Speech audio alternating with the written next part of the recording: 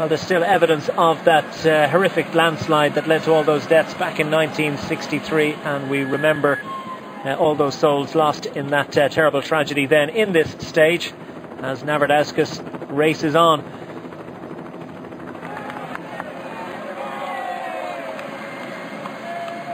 Group of favourites behind, still very much Gruppo Compatto.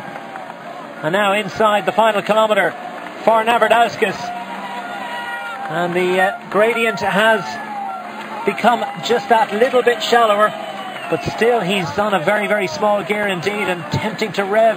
And you can be sure that he's starting to feel the lactic acid. Could well be a little bit of cramp in there, and desperately trying to spin as small a gear as possible and not put those tired muscles under too much pressure, and so they don't go over the top.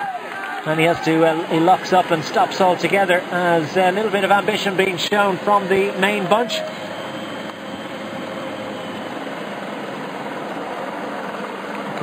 Francis from Lotto. It tells us that the pace being set by Astana is not very high, because otherwise we not see a rider of that quality going in the attack.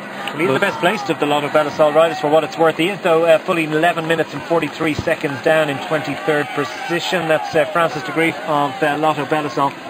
Yes, and he just, as we mentioned, maybe somebody a bit further off in the general classification will try and pull a bit of time back and try and move up a little bit in the general classification. But at this point, when you see a team sitting on the front, Astana are just going to continue, allow them to hang out there, and as we get closer to finish, the pace will be up, and these guys will be swallowed up once again. Francis de Grief of Lotto Belisol steals a little look behind to see how much time he's making on the group of favourites. They're not really all that concerned with him, but we are very much concerned with this man. It's Ramūnas Navardauskas of the Garmin Sharp squad, 25 years of age, from Lithuania, and the pain and suffering is over, and it's been well worth it today, because on stage 11 of Giro d'Italia, Ramūnas Navardauskas is working his way towards the finish. He receives the applause from the crowd at the top of the hill. He has that last look behind him, and he knows for sure inside the final 200 metres that he has taken a solo victory in Giro d'Italia. And what a wonderful performance it's been from him, attacking out of the large group, the large breakaway group that took so long to race clear. It's Ramūnas Navardauskas that freewheels to glory in Vajont. He takes victory in stage 11 of Giro d'Italia 2013, arms in the air, and celebrates and points to his Garmin Sharp logo. It's been a great team effort for them after all the difficulties that they've encountered, but well, it's been a great solo effort really from Navardauskas today. What a fantastic performance, and he takes career-defining Giro d'Italia stage win. And finally the grimace gives way so easily to a smile on his face.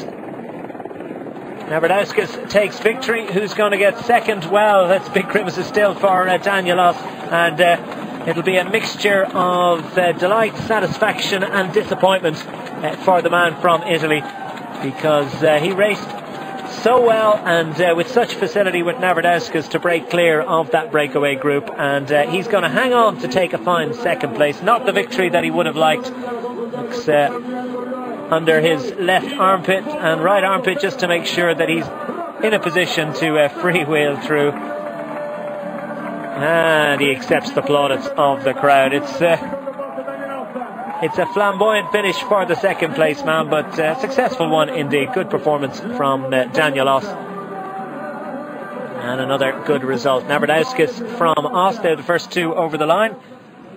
Now who's going to emerge? Will it be Bonifant? That would be the expectation. Has he managed to distance Leonardo Duque, as Navardauskas is ushered towards the post-stage formalities?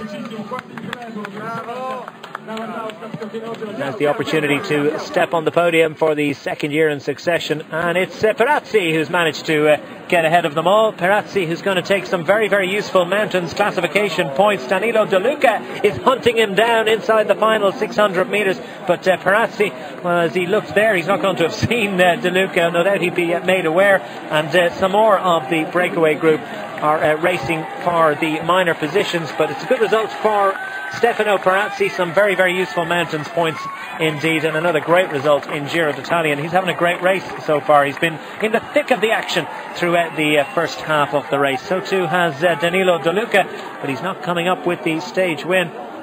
More disappointment for him. Stefano Perazzi of Bardiani Valvoli it is who takes third position on the 11th stage. Again, for the Italian, it's a mixture of satisfaction and perhaps a little frustration at what might have been for so many of the riders. It was such a big breakaway group. So many riders will genuinely have felt they could have managed something. But super performance by Navardauskas and from us for those two big riders to stay clear of this group. That included so many riders that are decent climbers. So it looks as if De Luca is going to get swallowed up, and Puccio is the next man across the line. Plenty of Italians involved in the action today. Second, third, fourth and fifth across the line if my maths are right. But they didn't get the number one position. That goes to a Lithuanian, Ramūnas Navardauskas. The bonus seconds have been mopped up as well. No sign of the group behind of any action amongst those. So it's been a relatively quiet stage amongst the GC contenders. Great performance though by Ramūnas Navardauskas and all the breakaway riders.